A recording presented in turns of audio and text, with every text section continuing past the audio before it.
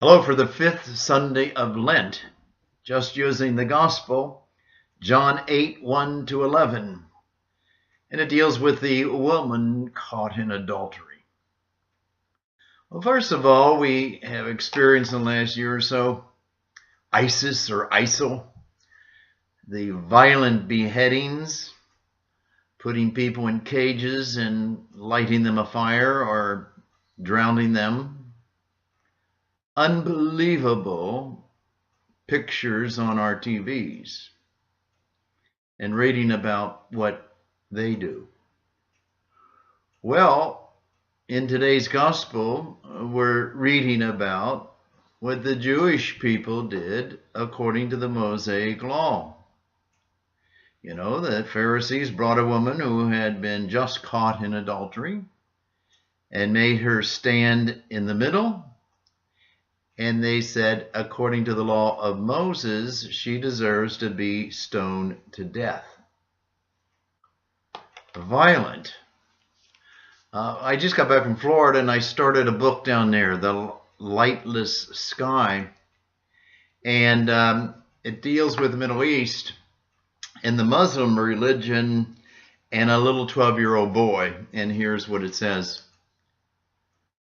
After Gawali's father and grandfather were killed by U.S. troops for allegedly cooperating with the Taliban, he fled Afghanistan with his brother in the middle of the night with only a hastily packed rucksack and a little more than $200 in his pocket. He was 12 years old, and this is his story.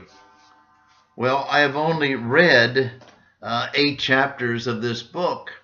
There's 33 chapters, but this little kid who leaves with his brother and gets separated from his brother and goes from Afghanistan to London, England.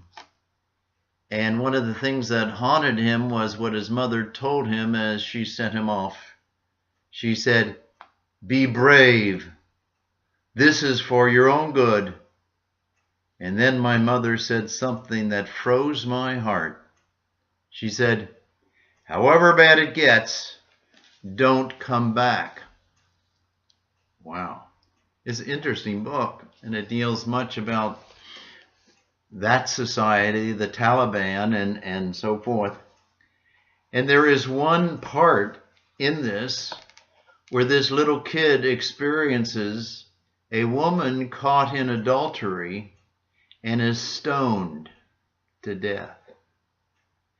And it's only, it's not quite a page. I'm going to read it because I think it's powerful, even more powerful than the gospel. It says, "I saw a woman. She was covered in a burqa with a black blindfold tied around her eyes, her hands behind her back, clenched tightly with a rope. A man next to her, I guess a Taliban official from the Justice Department, raised his hand. The crowd went silent. This woman is a dirty woman. She's an adulteress. The crowd roared insults at her. The Islamic Emirates of Afghanistan gives a sentence of death to this woman for her crime. May this sentence be an example. She has been condemned to death by stoning. Let it begin." At that, he placed his hand on the woman's shoulder, almost tenderly, and walked her toward a dugout area of earth. He took her arm and helped her step down into it until her waist was even with the dirt line. She didn't try to resist. It was then that I noticed the rocks sitting in a pile to the front of the crowd. The Talib walked to the pile and picked up a large stone. He waved it above his head like a trophy.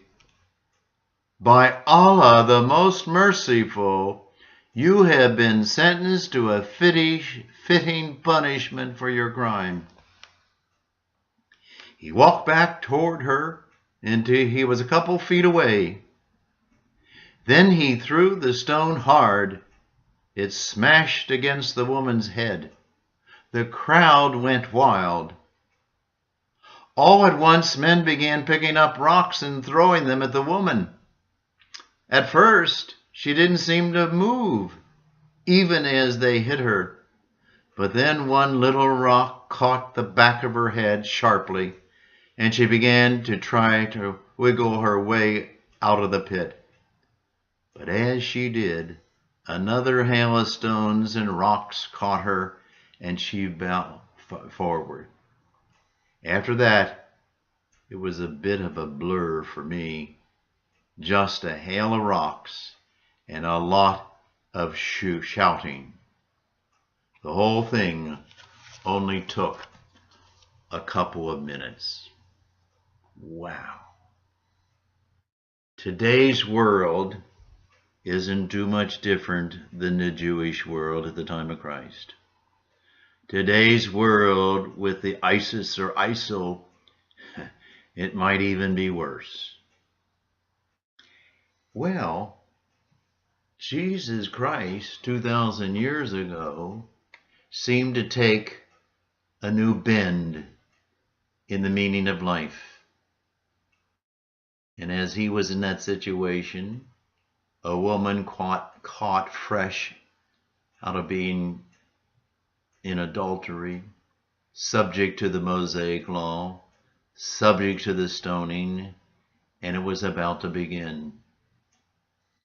And this Jesus said, "Let the person without sin throw the first stone." And they all, as you know, in the story, historical story, they all left. And Jesus said, "Woman, where you're condemning people, neither will I condemn thee. Go and sin no more." A new bend, a fresh insight that is still fresh. Isn't this exactly what Pope Francis is asking us all to do?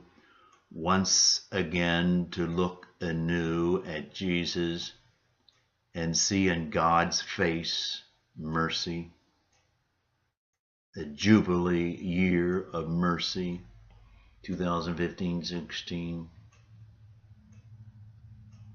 Today's gospel couldn't say it better. We might not follow the Mosaic law in stoning, but many would say, well, maybe we're following that law in capital punishment. But the crux of it all is Jesus looks to mercy, not justice, or not killing or stoning. That's the depth of the mercy of Jesus that he calls us all to.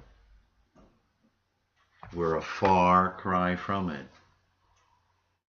What would this world be if we got rid of the ISIS mentality, the stoning mentality, the capital punishment mentality, the killing of abortion mentality? It'd be a new world. It'd be a much better place to live in. And many of the people would be much happier. Jesus was a genius. Have a good day.